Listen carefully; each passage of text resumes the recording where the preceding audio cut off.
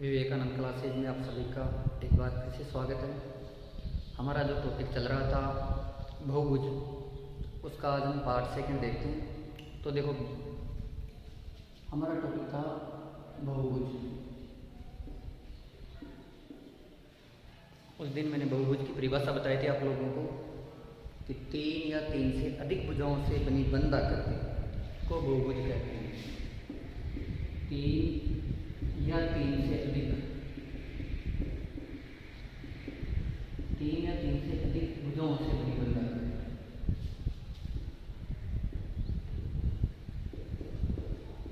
भुजाओं से बनी बंधाकृति।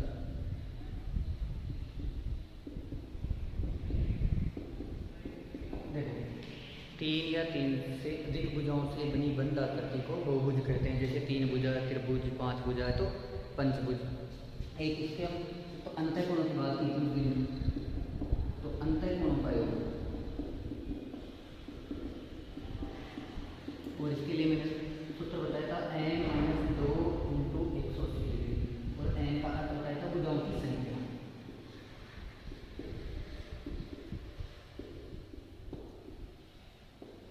देखो, मतलब बहुभुज में जितनी भुजाएं होंगी उनमें से 2 कम करके 180 से गुणा करेंगे। जैसे चतुर्भुज है तो 4 भुजा, 4 - 2 × 180 डिग्री तो 360। अच्छा, अब देखो बाह्य कोण, तो बाह्य कोणों का योग 360 डिग्री। फिर वो चाहे त्रिभुज हो, चतुर्भुज हो या पंचभुज हो, सभी के बाह्य कोणों का योग 360 डिग्री होता है। अब देखो, इसमें बहुभुज में समबहुभुज किसे कहते हैं?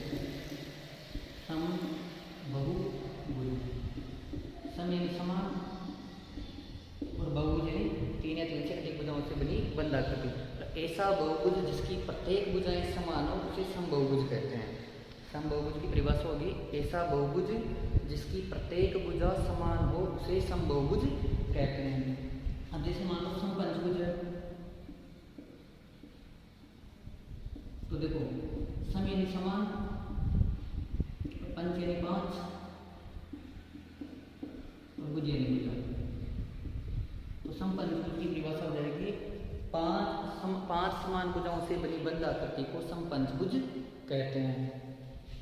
अच्छा, समपंचभुज जैसे मान लो समपंचभुज की अगर मैं बात करूँ, बाह्य कोणों का योग तो 360 डिग्री हो जाएगा।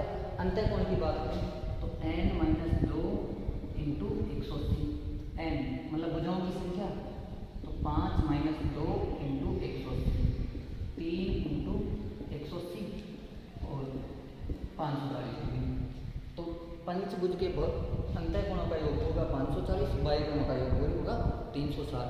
अब जैसे मान लो कि मैं पूछूं कि एक समपंचभुज है तो उसका प्रत्येक बाह्य कोण कितने डिग्री का होगा? एक समपंचभुज है तो उसका प्रत्येक बाह्य कोण कितने डिग्री का होगा? देखो, समपंचभुज है,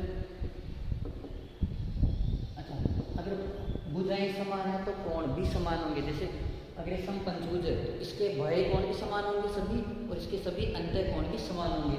और बाह्य कोण प्लस अंतःकोण, देखो किसी भी बहुभुज का बाह्य कोण प्लस अंतःकोण दोनों का योग होता है 180 डिग्री। जैसे मान लो ये त्रिभुज है, अगर इसका एक बाह्य कोण अंतःकोण 60 डिग्री का है तो बाह्य कोण कितने का हो जाएगा? 180 डिग्री का, क्योंकि एक रेखीय कोण युग्म भी है, और रेखीय कोण युग्म का मान होता है 180 डिग्री। तो बाह्य कोण प्लस अंतःकोण दोनों को जोड़ने पर 180 डिग्री प्राप्त होता है।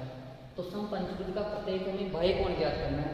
तो देखो 5 कोण होंगे, पंचभुज है तो 5 भुजा है तो 5 ही कोण होंगे, और 5 बराबर भी होंगे क्योंकि समान भुजा है तो कोण भी समान होंगे। अब 5 कोणों का योग कितना है?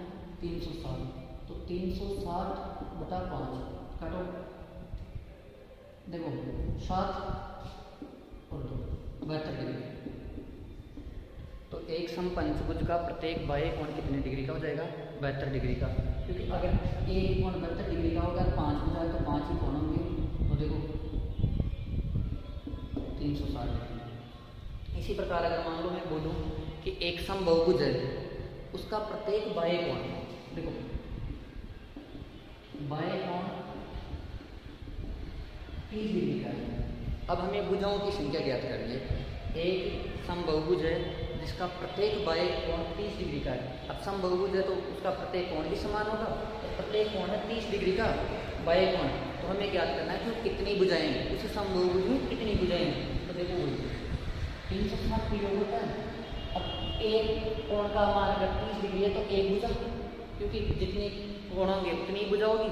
तो ये जो 30 डिग्री है उसकी भुजा को प्रदर्शित कर रहा है कि कितनी भुजा हो सकती है। तो एक कोण का मान अगर 30 डिग्री है तो 30 का भाग 2, कितनी भुजा होगी उसमें? 12 भुजा। एक समबहुभुज जिसका प्रत्येक बाह्य कोण का माप 30 डिग्री है, अगर उसमें हमें भुजाओं की संख्या ज्ञात करनी है तो कोण का भाग दे दो। अगर कोण का मान ज्ञात करना है तो भुजाओं की संख्याओं का भाग दे दो। देखो 360 बता, अगर हमें भुजा ज्ञात करनी है समबहुभुज की, तो जो एक कोण है तो एक बाह्य कोण है, इसका भाग दे दो इसमें। और अगर हमें बाह्य कोण ज्ञात करना है समबहुभुज का, तो 360 में जितनी भुजाएं हैं उनका भाग दे दो। तो लगभग हमारा जो समबहुभुज टॉपिक था वो आज कंप्लीट हो गया है।